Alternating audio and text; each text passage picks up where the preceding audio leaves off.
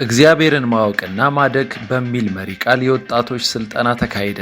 የኢትዮጵያ ሙሉ ወንጌል አማኞች ቤተ ክርስቲያን የደቡብ ምስራቅ አዲስ አበባና አካባቢው ክልል መጋቢት 26 2018 ዓ.ም በመገናኛ አጥቢያ 50 የወጣት መሪዎች የተገኙ ሲሆን የወንጌል አስተማሪና ሰባኪ የሆኑት ጋሽ ንጉሴ ቡልቻ በመገኘት ወጣቶችን አበረታተዋል። እግዚአብሔርን ማወቅና ማደግ በሚል ርዕስ በመጋቢ መስፍን ስልጠናው ተሰጥቷል። ስልጠናው መቀመጫውን ካናዳ ካደረገ መንፈሳዊ ተቋም ጋር በቅንጅት የሚሰጥ ሲሆን ሰልጣኞች ስልጠናውን ሲያጠናቅቁ ኢንተርናሽናል ሰርቲፊኬት እንደሚሰጣቸው ታውቀዋል። ስልጠናው በወር አንዴ የሚካሄድና በአንድ ዓመት ውስጥ እንደሚጠናቀቅ አዘጋጆቹ ገልጸዋል። የክልሉ የቤተሰብ የወጣቶች የታዳጊዎች አገልግሎት ክፍል ኃላፊ የሆኑት መጋቢ ኤልያስ አየለ የስልጠናው ዓላማ ሲገልጹ ወጣቶች ጌታ በሰጣቸው ዘመንና እድል ሁሉ እግዚአብሔርን በሚያከብር ሕይወት በመኖር የጽድቅ ተጽዕኖ ለመፍጠር መሆኑን ተናግረዋል። አያይዞም ሰልጣኞቹ በየአጥቢያዎቻቸው በመሄድ ወጣቶችን በማስተማር መንፈሳዊ ኃላፊነታቸውን እንደሚወጡ ገልጸዋል።